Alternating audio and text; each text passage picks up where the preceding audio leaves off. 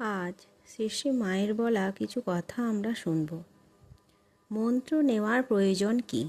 মন্ত্র না নিয়ে কেউ যদি নিজের ইচ্ছামতো নামে ভগবানকে ডাকে তাহলে হবে না কেন?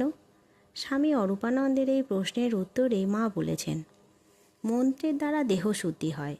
ভগবানের মন্ত্র জপ করে মানুষ পবিত্র হয়। এই কথা বলে মা একটা গল্প বললেন। নারদ বৈকুণ্ঠে গিয়েছিলেন, বসে ঠাকুরের সঙ্গে অনেক কথা কইলেন। নারদ যখন চলে গেলেন, ঠাকুর লক্ষ্মীকে বললেন, ওখানে গোবর দাও। লক্ষ্মী জিজ্ঞাসা করলেন, কেন ঠাকুর? নারদ যে পরম ভক্ত, তবে কেন এরূপ বলছো?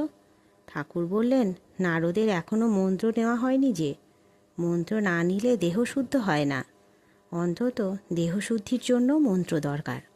বৈষ্ণবেরা মন্ত্র বলে, এখন মন্তর, তাই তো মানুষ গুরুমন্ত্র দেন কানে, জগৎগুরু মন্ত্র দেন প্রাণে। মনেতেই সব, মন শুদ্ধ না হলে কিছুই হয় না। গুরু কৃষ্ণ বৈষ্ণব এই তিনের দয়া হলো, একের দয়া বিনে জীব ছাড়ে খাড়ে গেল। একের কিনা মনের, নিজ মনের কৃপা হওয়া চাই। জয় শ্রী শ্রী মা সারদা দেবীর জয়।